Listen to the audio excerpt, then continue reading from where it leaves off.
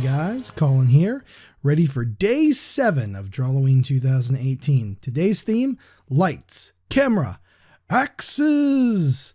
This was one I was looking forward to since I first saw the calendar.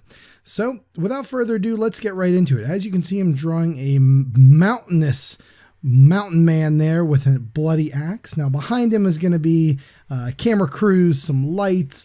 I want this to look like he's on a film set. Hapless lady victims below, just like in the best slasher movies. I kind of based this guy's look a little bit off of Madman Mars from the 1981 ghost slasher movie, Madman. It's a pretty cool flick if you guys have never seen it, involving a bunch of teens at a summer camp because it's the 80s, and of course they were, and a ghost slasher named Madman Mars, a big old hillbilly with an axe. Now, I didn't quite exactly do the look of Madman Mars here, but it was the inspiration for the video, or the drawing, we shall say. I've had a little technical difficulties here in filming, especially after the Living Dead weekend. Pretty much ate up my entire weekend, guys, so it was very hard to get stuff out, but glad this is finally done. Sorry if it's a day late, but you know, what can you do?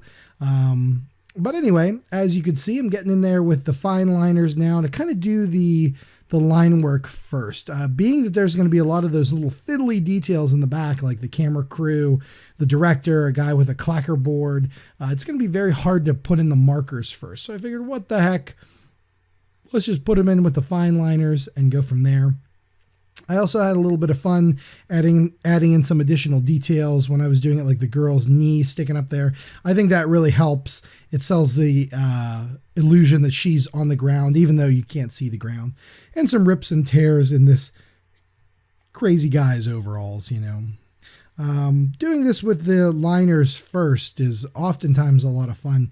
They don't smear or rub or change when I put the Copics down. They're actually specifically designed so that the ink dries very quickly and that it's completely, waterproof or ink proof or whatever it is. It's not going to smear around, and that is a good thing. I'd like to also take this time to shout out just how important and what a great thing horror movies are. I mean, this is kind of a little bit of an homage to that. Obviously, this guy's not a full-blown murderer or anything. He's just a villain on film. But that being said, that is great. I don't know if I'd be the same person I am without horror movies and stuff like that in my life. I love the artistry. I love what goes into making them. I just think it's neat, you guys. I mean, who doesn't love this kind of stuff? Slashers and serial killers and all this stuff that we can watch. And yeah, it's pretty horrifying and pretty terrible. I don't want to see anybody get killed with an axe for real. I mean, that's god awful. But seeing it in the movie is just, I don't know, great. It kind of lets those fears of, being murdered with a giant axe come out and, in a safe environment, and you can kind of deal with them that way. I don't know. Maybe that's too highbrow, highfalutin. I don't know. But either way, I'm very appreciative of all the horror movies that are out there and what goes into making them.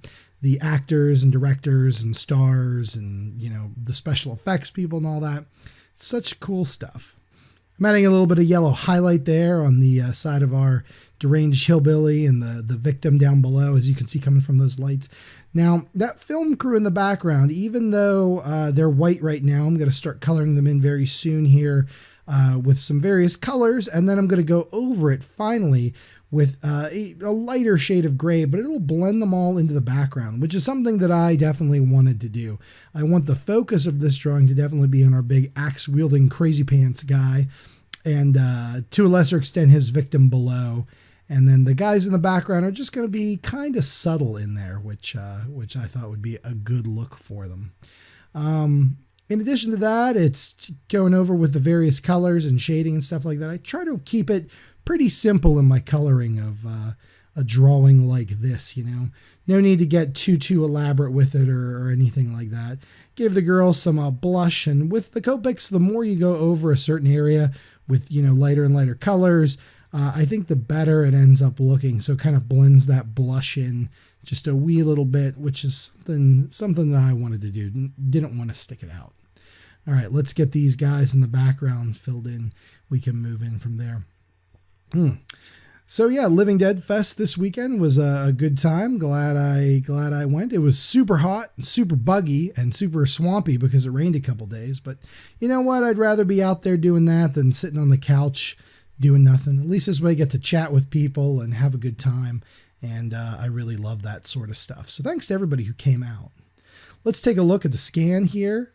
Lights, camera, axis, everybody. I dig it. Like a garden. A lot of fun to work on. Glad you guys tuned in, and I hope you enjoyed it. But I love drawing these big old deranged cannibal maniac type dudes. I don't know, something about it. You could just play and have fun, make their proportions all kind of crazy, very comic booky, and tons of fun. So that's it for today. I hope you guys enjoyed the video. Stay tuned for more Drawlloween shenanigans coming up this month. And some other surprises as well. So thank you guys very much. I hope you all have a great day. And remember, when the producer yells cut, you better cut. We'll see you guys. Good night.